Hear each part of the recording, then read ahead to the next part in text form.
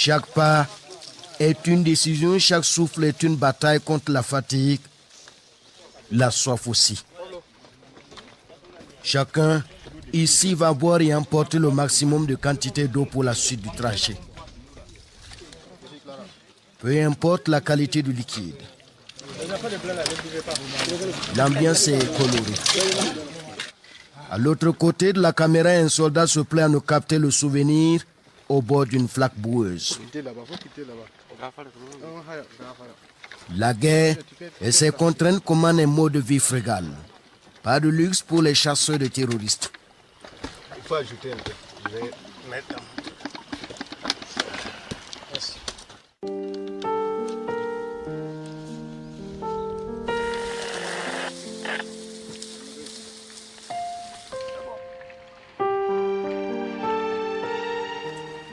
Nous sommes enfin à découvert dans un autre village. Bouemaoun est vide. Les terroristes viennent de décamper, laissant tout derrière.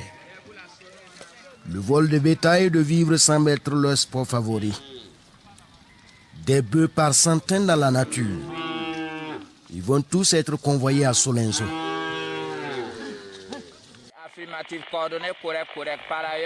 Pour l'instant, la chasse continue. Le sous-lieutenant Tonnerre coordonne avec le drone de frappe. Au fur et à mesure que nous avançons, voilà, l'ennemi refuse le contact. Il fuit permanemment. Mais nous aussi, nous allons les suivre. Où qu'ils entrent, on va se courager, puisque c'est eux que nous on cherche. Merci.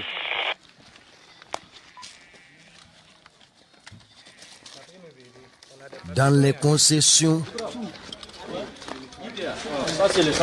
les découvertes sont de véritables pièces à conviction et surtout la preuve que ceux qui vivaient ici n'étaient pas des saints.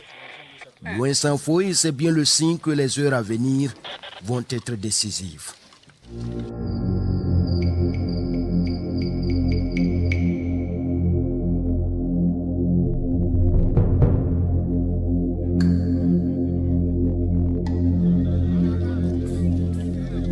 La mission continue au fil des jours sur une terre spoliée.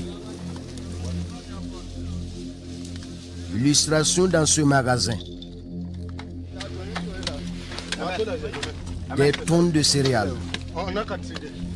Elles vont toutes être détruites avant la suite en forêt.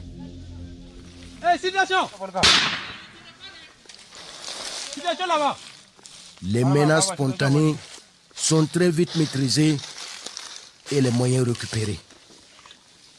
Les terroristes sont de plus en plus acculés et cherchent le moyen de tenter le tout pour le tout. À pied, nous traversons des villages prostrés, anéantis aux prises avec une canicule féroce.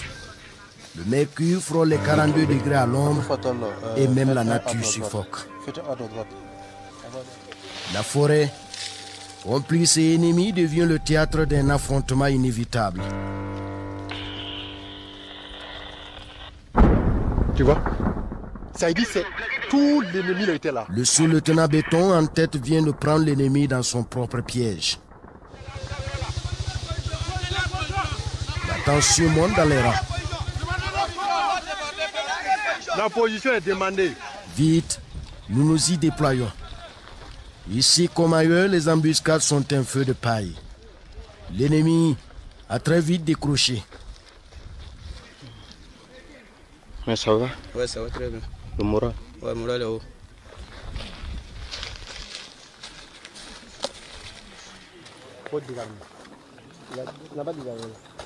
Les traces d'une violente attaque finit en queue de poisson.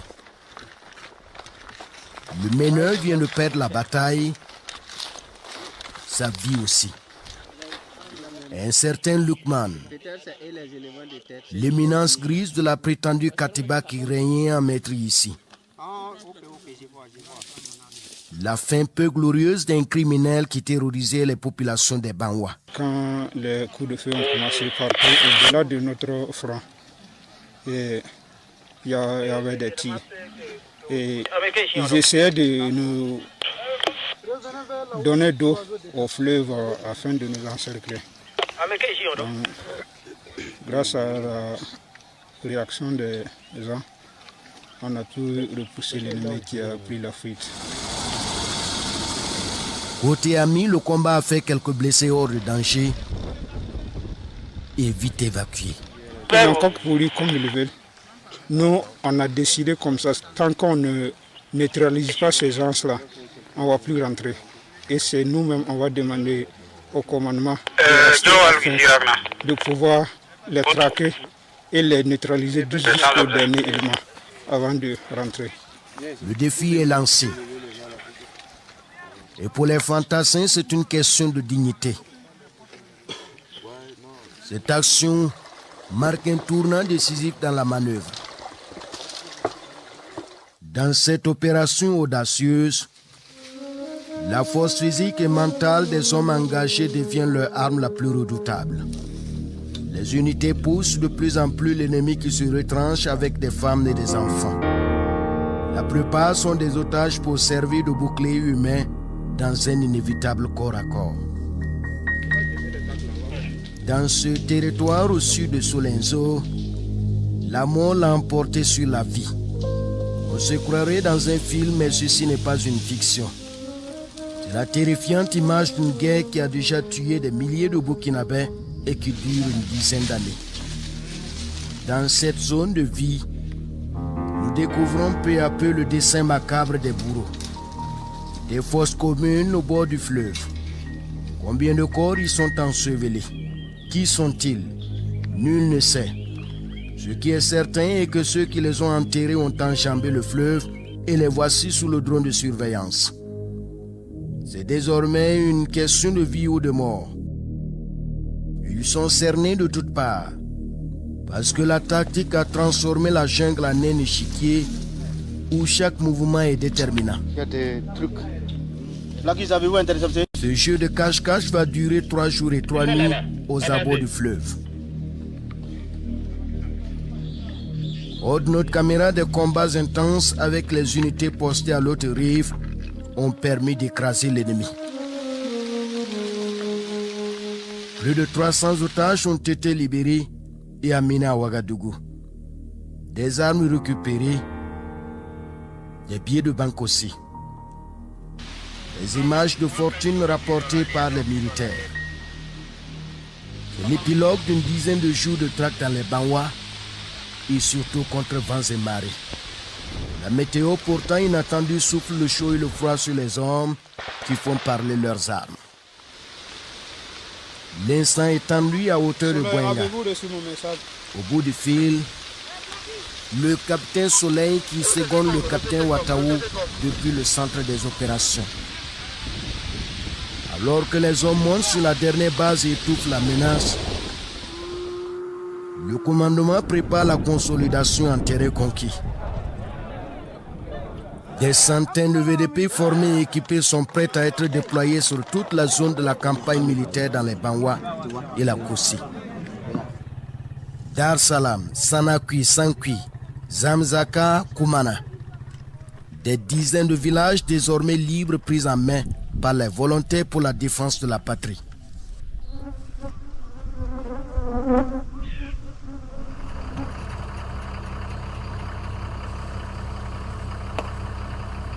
Discrètement, l'opération Tourbillon Vert se relance et aborde sa seconde phase offensive.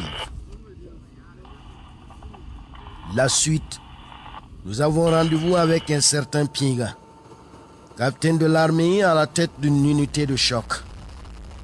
Sa mission est de reconquérir la commune de Di et ses environs. C'est dans la vallée du Sourou. Au petit matin, nous retrouvons le commando prêt à reprendre la route après une nuit de repos. L'unité Dragon ou encore le 10e bataillon d'intervention rapide en tête est suivi du 18e BIR. La piste a l'air innocente, mais ici personne ne se fie aux apparences. Il avait été dit qu'elle nous conduirait à l'état-major des terroristes de la zone. Le capitaine Pigan le sait bien pour avoir manœuvré plusieurs fois dans ce fuseau. Un peu devant comme ça, là. Vous pouvez aller là-bas. Oui, je suis en train de faire là. Sommairement, Puis vous repliez carrément, vous laissez à l'arrière quoi. Là c'est mieux. Maintenant si moi je vois que c'est un peu clair là, je vais vous dire ici. Parce que la zone là, la zone de tourisme ici là, c'est trop, c'est trop dur. On empruntait ici là, 1, 2, 3 là. On peut faire 10 heures pour faire 10 km. Dans l'herbe là, ici, là, un peu devant là, peut-être qu'on va arriver là, on va voir les carcasses des véhicules. On commence à tracer dans l'herbe là, ils viennent et puis mettre. Quelques consignes pour nous garantir la sécurité dans l'opération. L'officier est très regardant sur la vie de ses hommes. Les démineurs ici traquent minutieusement les engins explosifs improvisés. C'est la bête noire des militaires en opération. Certains en ont fait les frais dans cette opération d'envergure qui a fait plus d'une dizaine de morts.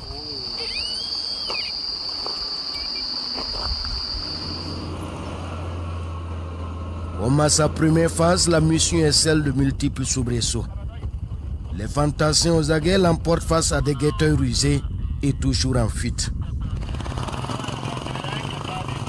Tiaou, Ulkoum, Poura, des villages habités mais apurés. La destination dit est à une dizaine de kilomètres. Le capitaine Pinga, un rocher parmi les hommes, est prêt à prendre l'ennemi de face. Mais déjà, on nous annonce que les terroristes sont en train de prendre le large. La localité est bordée par le fleuve Sourou. Moto, blindés et pick-up rasent le sol et en un temps record, le parachutiste commando et ses hommes encerclent le village.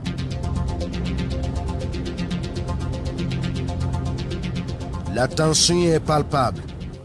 Di retient son souffle. Les têtes pensantes du terrorisme dans la zone viennent de tomber dans la nasse. Mais rien n'est encore concluant. Les éléments résiduels se sont repliés dans les villages environnants. Alors, la chasse à l'homme continue sur un rayon de près d'une vingtaine de kilomètres. Nous sommes en territoire malien. Quelques heures plus tôt, les terroristes tenaient encore cette position avec un centre d'entraînement.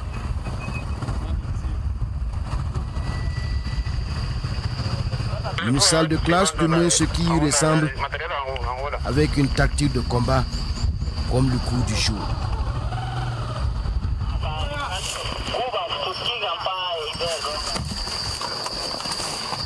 Sur le périmètre, tous les accablent.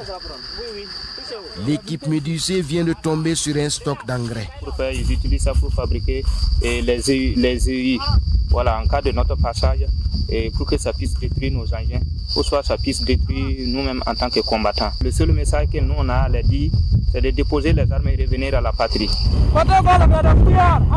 Pour l'instant, dans les bois, certains préfèrent la fuite.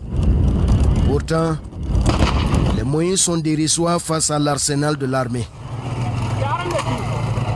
La rançon du crime,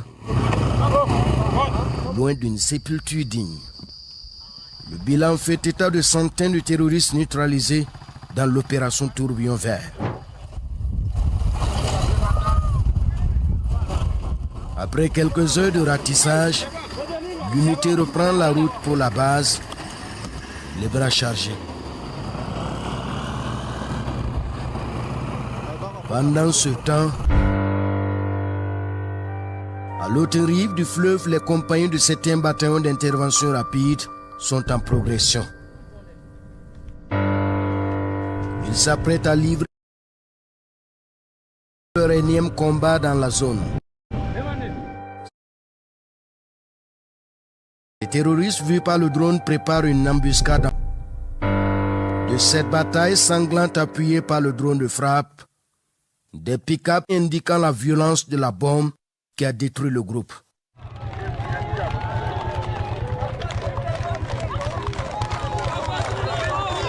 Pour la première fois depuis le début de la lutte antiterroriste, l'armée foule le sol de Hila à la frontière avec le Mali. Même ferveur à quelques 10 km au-delà des eaux. Les commandos sont de retour. Di aussi est désormais libre.